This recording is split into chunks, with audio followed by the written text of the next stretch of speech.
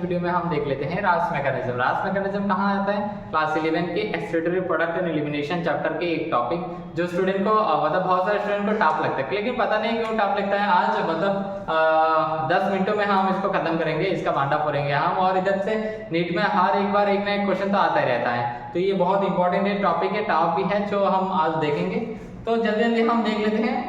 तो इस में क्या है, पहले हमारे पास ये है, मान लीजिए हमारे किडनी है जहाँ पे होते हैं ग्लोमेरुलर फिल्ट्रेशन। तो इधर से आर्टेरियल रहता है, उसके बाद आर्टेरियल मतलब जहाँ से ब्लड फ्लो करता है। और इसमें सबको पता होता है कि एफरेंट आर्टेरियल का जो डायमीटर होता है ना, जो इफरेंट आर्टेरियल से ज़्यादा होता है। ये है, तो देखिए हम समझ सकते हैं, ये जो है ये है एफरेंट आर्टेरियल और ये हमारे पास होता है क्या, इफरेंट आर्टेरियल।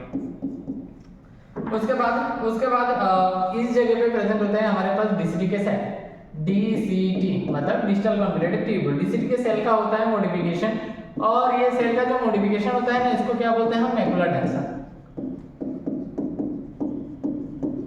मैकुलर डेंसा क्या है? मैकुलर डेंसा होता है एक टाइप के सेंसरी सेल। इधर जा मतलब जो भी सारे कुछ चेंजेस होता है ना ब्लड में, कुछ ऐसा हो, तो ये जो सेंसरी सेल है ये सेंस करके लेता है, ठीक। उसके बाद एफरेंट और इफरेंट आर्टेरियल में एक तरीके का सेल का मॉडिफिकेशन प्रेजेंट होता है, और ये मॉडिफिकेशन को क्या बोलते हैं हम, इस मॉडिफिकेशन को हम बोलते हैं जेजी सेल,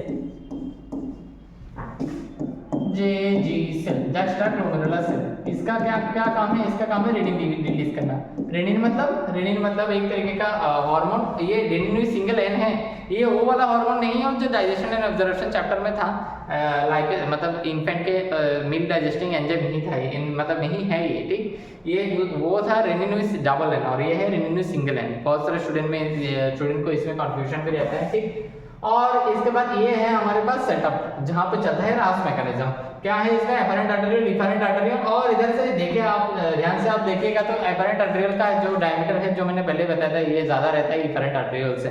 तो मतलब इस जगह पे प्रेशर होगा ज्यादा, और इधर से होगा फिल्ट्रेशन, जहाँ पे जिसको क्या बोलते हैं, जीएफआर, ग्लोमेरुलर फिल्ट्रेशन रेट। इसका नॉर्मल वैल्यू 125 ml पर मिनट, ठीक। तो मतलब ये रास मैकेनिज्म जो है, रास मैकेनिज्म है एक्टिवेटेड। मतलब एक्टिवेटेड इसका कब होता है? रास मैकेनिज्म के रास को हम तो बोले हैं, रास मैकेनिज्म में रास क्या है, आर जो है वो क्या है, वो है रेनिन, और बाकी के नाम हम आगे देखते चलेंगे, ठीक। फाइन एक्टिवेटेड, इसका कुछ फैक्टर होता है जब वो एक्टिवेटेड होता है, decrease Na+ and Cl- concentration in blood, पहला फैक्टर। दूसरा फैक्टर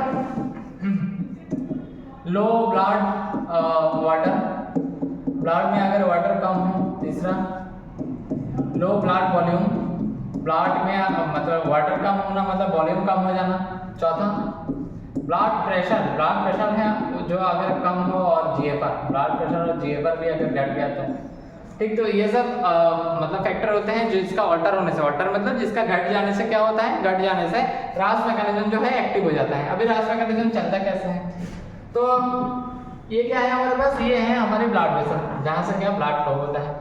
ब्लड वेसल में क्या प्रेजेंट होता है? एंजियोटेंसिन होता है।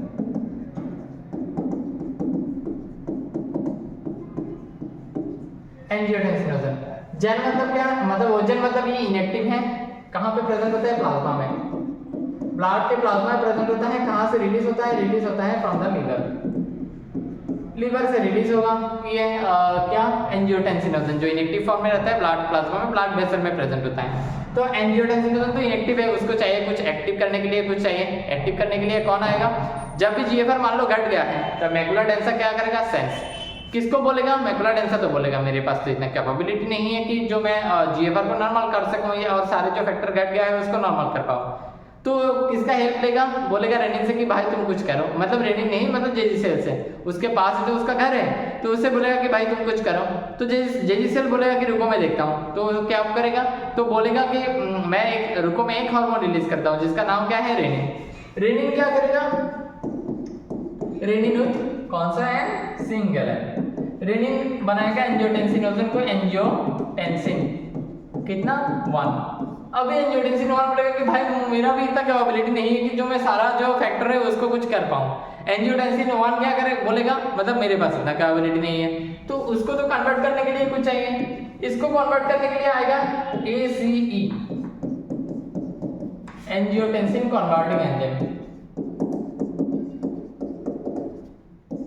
कन्वर्टिंग एंजाइम,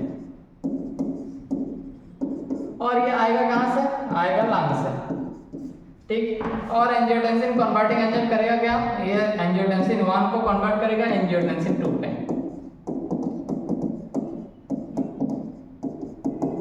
और ये जो एंजियोटेंसिन 2 बोलेगा कि हाँ भाई मैं कैपेबल हूँ ये सारा जो कंडीशन है इसको ओवरकम करने के लिए, मतलब हम जो है पूरे तुम्हारे बॉडी को नॉर्मल कर सकते हैं हम, ठीक। तो एंजियोटेंसिन 2 के ऊपर अभी पूरा मतलब क्या बोलते हैं उसको, मतलब डिपेंडेंट है पूरा। तो अभी हम देखेंगे कि एंजियोटेंसिन 2 कैसे इसको नॉर्मल करते हैं, सब पूरे जो फैक्टर जो घट गया है वो कैसे इंक्रीज करते हैं। एंजियोटेंसिन 2 पहले ही बता देता हूं मैं, जो एंजियोटेंसिन जो 2 है ना ये पावरफुल वैसोकंस्ट्रिक्टर है, पावरफुल वैसोकंस्ट्रिक्टर। तो पहले इसका काम क्या होगा, इसका पहला काम मतलब कहां पे ऐड करेगा, ऐड करेगा एड्रिनल कॉर्टेक्स पे, और एड्रिनल कॉर्टेक्स में काम करने के बाद रिलीज क्या करेगा ये, मतलब एड्रिनल कॉर्टेक्स को बोलेगा कि तुम रिलीज करो, क्या रिलीज करो, एल्डोस्टेरॉन। एल्डोस्टेरॉन क्या करेगा सबको पता है, aldosterone influence the sodium and water absorption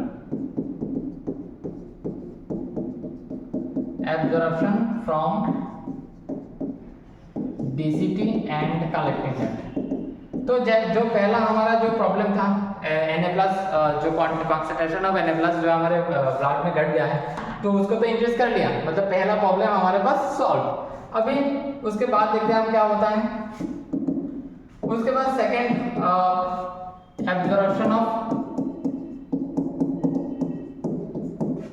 Na+ and Cl- from PCT, proximal convoluted tubule.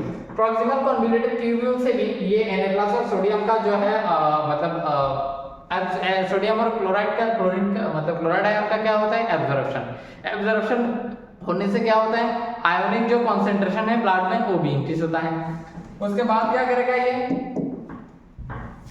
मैंने बताया था कि ये पावरफुल वैसोकंस्ट्रिक्टर है, ऐड करेगा इफेरेंट आर्टेरियोल के ऊपर, इफेरेंट आर्टेरियोल को करेगा कॉन्स्ट्रिक्ट।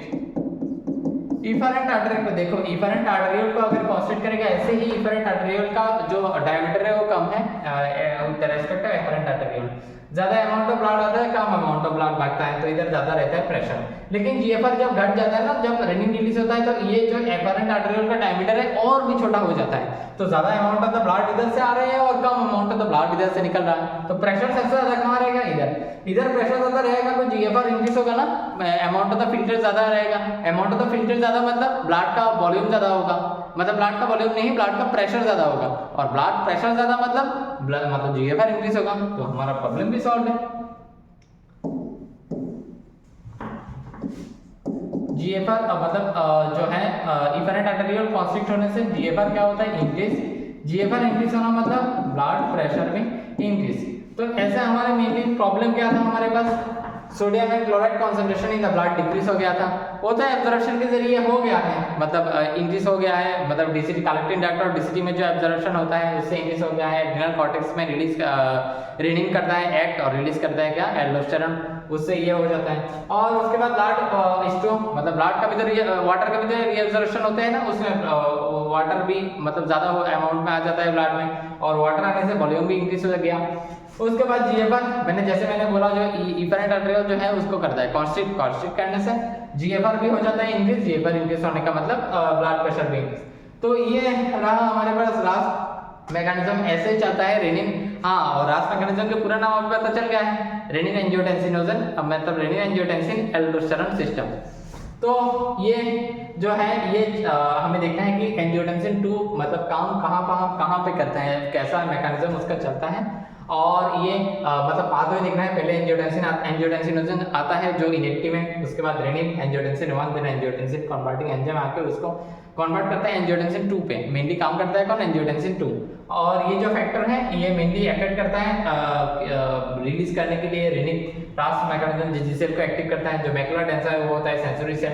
सेंसरी सेल सेंस लेता है और बोलता है कि जे सेल को भाई तुम कुछ करो, और जे सेल रिलीज करता है रेनिन, उसके बाद बाकी काम चलता है। और ये रहा टोटली रास मैकेनिज्म। तो वीडियो अच्छा लगे तो भाई एक सब्सक्राइब कर देना, लाइक कर देना, शेयर कर देना, और ऐसे ही कुछ और टॉपिक में अगर कुछ वीडियो आप चाहते हैं तो कमेंट सेक्शन में आप बोल सकते हैं, पूछ सकते हैं कमेंट सेक्शन, ठीक। तो चलिए इस वीडियो में इतना रखते हैं, चलते बाय।